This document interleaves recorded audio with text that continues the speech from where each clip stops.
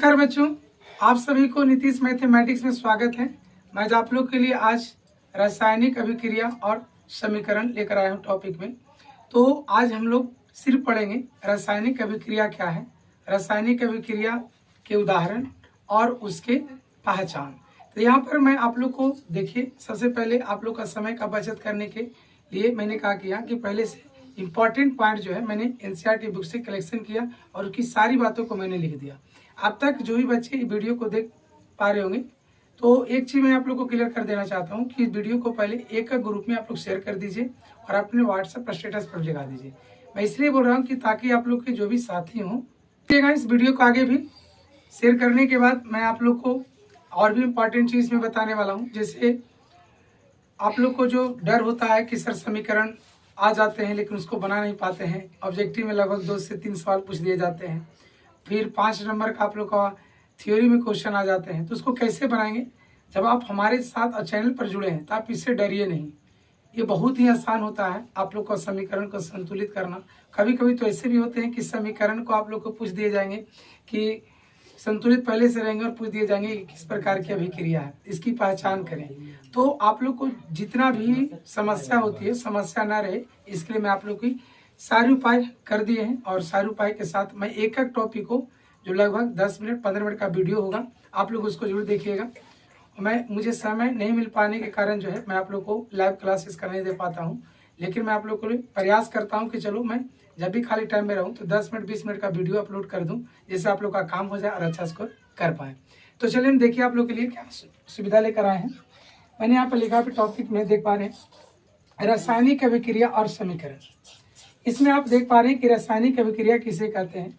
तो रासायनिक अभिक्रिया आपने पढ़ा भी होगा कहीं ना कहीं, है ना। आज मैं अप्रैल महीने में इस टॉपिक को शुरू कर रहा हूँ, लेकिन आप लोगों को क्लास जहाँ भी कोचिंग मेरा कर रहे होंगे उससे हम पहले भी कोर्स को कंप्लीट करेंगे, आप टेंशन न लीजिए। देखिए यहाँ पे रासायनिक अभिक्रिया क्या है, इसके बारे में आप लोग को पहले से जानकारी होगी, लेकिन हमसे आप जुड़े हैं तो मैं आप लोग को और भी आसान तरीके से इसका परिभाषा, इसके एग्जाम्पल और जितने भी कंटेंट है इम्पॉर्टेंट, मैं आप लोग को सारी सुविधा के साथ देने वाला हूँ। आप लोग वीडियो को शुरू से अंत तक जरूर देखिएगा, तभी मजा भी आएगा। ठीक, चलिए। करा जब कोई पदार्थ अकेले या किसी दूसरे पदार्थ के साथ क्रिया करके एक रासायनिक अभिक्रिया को मैं परिभाषित कर रहा हूँ। देखिए किस तरीका से इसको मैंने लिखा है। जब कोई पदार्थ अकेले या किसी दूसरे पदार्थ के साथ क्रिया करके एक या एक से अधिक भिन्न गुणधर्म वाले नए पदार्थों का निर्माण करते हैं, तब उसे रासायनिक अभिक्रिया कहते हैं। ये बात परिभाषा से संबंधित है। अब समझिए, यहाँ पे मैंने कहा कि कोई पदार्थ अकेले, जैसे आप समझो मैं पदार्थ के रूप में एग्जाम्पल के रूप में भी लिया हूँ। देखिए एग्जाम्पल के रूप में 2 चीज मैंने लिया हूँ। एक दैनिक जीवन में आप कैसे जो है रासायनिक अभिक्रिया को दिखाइएगा। दूसरा मैंने एग्जाम्पल लिया आप लोग है कि प्रयोगशाला के आधार पर रासायनिक अभिक्रिया को आप कैसे दर्शाइएगा। तो आप ऐसे समझो, पहले दैनिक जीवन में रासायनिक अभिक्रिया का प्रयोग कैसे होती है।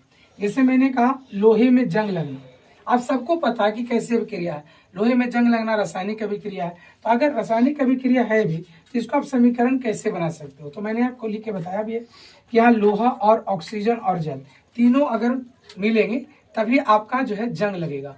पानी तो नेसेसरी है, पानी रहेंगे तभी आपका जंग भी लगेगा। अगर पानी नहीं रहेगा तो फिर जंग लगने की कोई बात ही नहीं है। लेकिन ओपनली हवा में आप रखोगे तो निश्चित लोहा में जंग लगना तय है। तो यहाँ पे देखो लोहा के साथ ऑक्सीजन और क्या जल है, लोहा ऑक्सीजन और जल, ये तीनों जब मिक्स कर जाते हैं तो आपको क्या बन जाता है, लोहा में जंग लगने का सूत्र बन जाता है इस तरीका से। ठीक है ना, लोहा में जंग लगने का ये सूत्र हो गया आपका। दूसरी बात है प्रकाश संश्लेषण। प्रकाश संश्लेषण भी दैनिक जीवन का क्या है, रासायनिक अभिक्रिया के रूप में है। आप लोग को कभी कभी पूछ दिए जाते हैं ऑब्जेक्टिव रूप में भी सवाल कि रासायनिक प्रकाश संश्लेषण का समीकरण क्या होगा। आपको लेफ्ट साइड में मान दे दिए जाएंगे, राइट साइड में आपको ऑप्शन में 4 विकल्प में दे दिए जाएंगे, उसको आपको क्या करना रहेगा, हल करना। तो चलिए यहाँ पे आप देख पा रहे हैं कि प्रकाश संश्लेषण का समीकरण किस रूप में, उसमें कार्बन डाइऑक्साइड और जल दोनों को मिक्सचर से क्या बनता है, तो आपको निर्माण होगा इधर क्या चीज, ग्लूकोज और दूसरा क्या, ऑक्सीजन। ये ग्लूकोज का सूत्र है, ग्लूकोज का सूत्र है। ठीक है, ये ग्लूकोज का सूत्र हो गया। अब आते हैं आगे भोजन का पचना। भोजन का पचना भी क्या है, दैनिक जीवन का ही है ना, रासायनिक अभिक्रिया में ही आता है। तो यहाँ पे आपने देखा कि कोई पदार्थ अकेले या किसी दूसरे पदार्थ के साथ अकेले हो, चाहे दो या दो से अधिक हो। जैसे आप यहाँ पे अकेले का मतलब क्या समझे, जैसे यहाँ पे मैग्नीशियम है, ऑक्सीजन है, एक मैग्नीशियम ऑक्सीजन दोनों को मिलने से क्या हो गया, एक या एक से अधिक। यहाँ पे देखिए परिभाषा को समझिए, अकेले या किसी दूसरे पदार्थ के साथ, है ना, यानी एक या एक से अधिक। ये दोनों पदार्थ जब मिलते हैं तो क्या बन जाता है, मैग्नीशियम ऑक्साइड बन जाता है। क्या बन जाता है, मैग्नीशियम ऑक्साइड। तो यहाँ पर कह रहा करके एक या एक से अधिक भिन्न गुणधर्म वाले नए पदार्थ का क्या होता है, निर्माण होता है। तो नए पदार्थ का निर्माण क्या हुआ, MgO, अर्थात कह सकते हैं इसमें मैग्नीशियम ऑक्साइड। दूसरी आप एग्जांपल देख सकते हैं, H2 + O2 को मैंने अभिक्रिया किया तो इससे क्या बना, जल बना। क्या बना, जल। अब आपने यहाँ पे सीखा परिभाषा, और परिभाषा को मैंने क्लियर किया कि किस तरीका से कौन चीजें कहाँ पर जो है समीकरण को संतुष्ट करता है, कहाँ पर कैसे तत्व को रखेगा, वो कैसे संतुष्ट करेगा समीकरण में, उसको मैंने समझा। अब आइए यहाँ पे मैंने लिखा है कि इसके निम्न उदाहरण है। उदाहरण को मैं यहाँ पे दो तरीका से बता रहा हूँ। एक बता रहा हूँ दैनिक जीवन में रासायनिक अभिक्रिया कैसे प्रयोग करते हैं, और दूसरा मैं बता रहा हूँ प्रयोगशाला में रासायनिक अभिक्रिया कैसे प्रयोग में लाया जाता है। तो यहाँ पे दैनिक जीवन में आप याद रखेंगे, लोहे में जंग लगना, लोहे में जंग लगने का सूत्र भी आप ध्यान में रखिएगा, प्रकाश संश्लेषण, फिर है भोजन का पचना। ये तमाम चीजें जो आप देख रहे हैं ये सभी रासायनिक अभिक्रिया में आते हैं, और किसमें, दैनिक जीवन के अंतर्गत। अब आइए प्रयोगशाला में रासायनिक अभिक्रिया को कैसे दिखाइएगा। जैसे मैंने यहाँ पे लिखा मैग्नीशियम रिबन का बनना, मैग्नीशियम रिबन का बनना। अब यहाँ पे देखिए मैग्नीशियम रिबन का बनना या रिबन का जलना, है ना, किस तरीका से होते हैं। आप लोग को ये सवाल एग्जाम में 2 मार्क्स में पूछे भी जा चुके हैं। क्या पूछे जा चुके हैं, मैग्नीशियम रिबन का जलना है तो कैसे है, इसके बारे में वर्णन करना। तो यहाँ पे देखो आप समीकरण को समझो।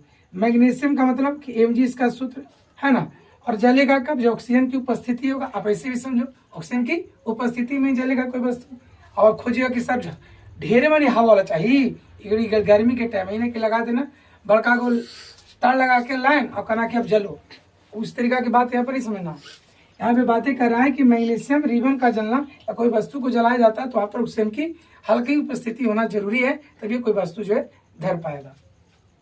तो यहाँ पे मैग्नीशियम और ऑक्सीजन के दोनों को जब मिक्सर करते हैं तो या मिलान करते हैं या दोनों को अभिक्रिया करते हैं तो आपको क्या बनेगा, MgO, यानी आप कह सकते हो उसको मैग्नीशियम ऑक्साइड। यहाँ पर आप देख रहे हैं इसका आगे 2 क्यों लगा, क्योंकि यहाँ पर मैग्नीशियम के एक इधर भी है मैग्नीशियम, इधर भी मैग्नीशियम है, लेकिन ऑक्सीजन यहाँ कितना 2 है। जब ऑक्सीजन 2 तो यहाँ पे इसको 2 करने के लिए मैंने क्या किया, इधर भी 2 से गुना किया तो मैग्नीशियम 2 हो गया। जब मैग्नीशियम इधर 2 होगा तो इधर भी 2 करना होगा आपको, यानी इसको कहते हैं बैलेंस करना। ठीक है।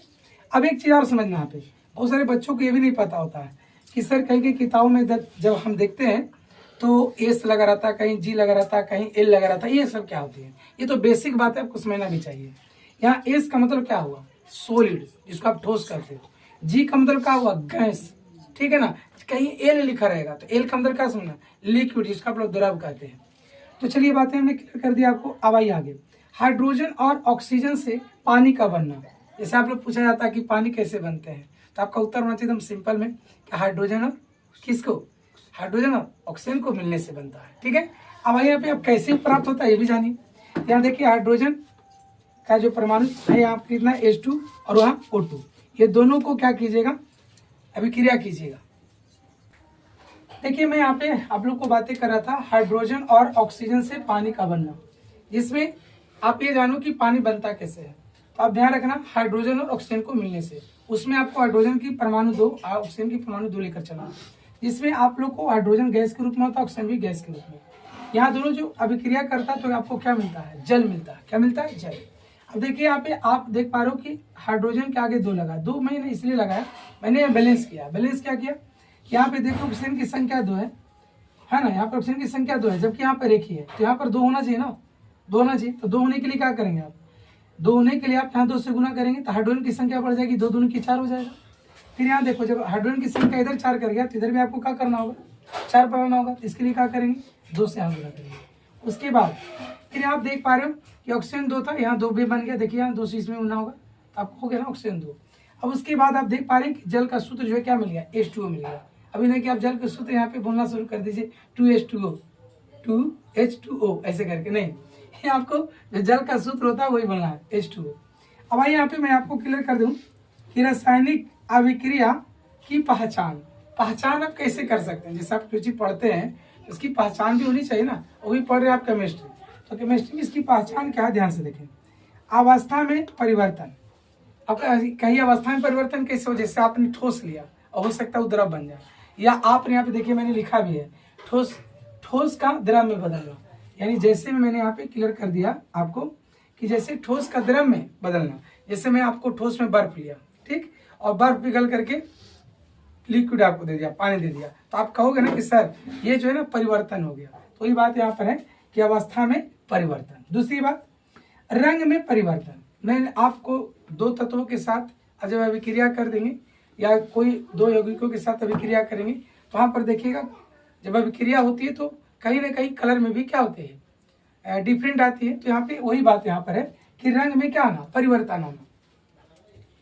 या आप ऐसे भी समझो कि कोई रंग के साथ दूसरे रंग में कलर जब मिक्स होता है तो देखना कि कलर क्या हो जाता है, पहले के अपेक्षा दूसरे अपना जगह ले लेता है। तो यहाँ पे आप देखो अगला तीसरा, गैस का निकलना में जैसे हाइड्रोजन हो, कार्बन डाइऑक्साइड हो, ये सब वगैरह। अब यहाँ देखिए तापमान में परिवर्तन मैंने उष्मा का निकलना, या दूसरी बात आप देख सकते हैं अवशोषण होना। ये बातें जो है आपको क्या है, रासायनिक अभिक्रिया की पहचान की मैं बातें किया। चलिए आप लोग को ये जो मैं आज टॉपिक को कंप्लीट किया हूँ ये था आपको रासायनिक अभिक्रिया। अगर आप लोग चाहते हैं कि सर इससे बाद वाले जो टॉपिक है वो है आपका रासायनिक समीकरण, फिर रासायनिक समीकरण का प्रकार, और वह रासायनिक समीकरण के प्रकारों का जो सवाल पूछे जाते हैं संतुलित करने वाला टॉपिक, तो अगर आप लोग चाहते हैं कि सर उसका ही वीडियो लेकर आए पार्ट 2, तो मैं आप लोग को इससे भी आसान भाषा में उसको सिखाऊंगा जो समीकरण है और उसके प्रकार हैं, और उसके बाद जो 5 नंबर और 2 ऑब्जेक्टिव पूछे जाते हैं 7 नंबर का आप लोग का समीकरण संतुलित करने वाला।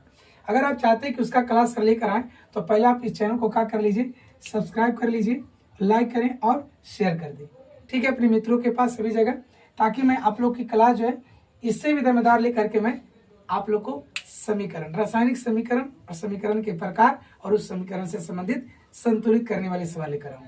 ठीक है बच्चे, जय हिंद। आप लोग की क्लास में प्रेरित करूंगा। अगले क्लास के लिए आप लोग चाहते हैं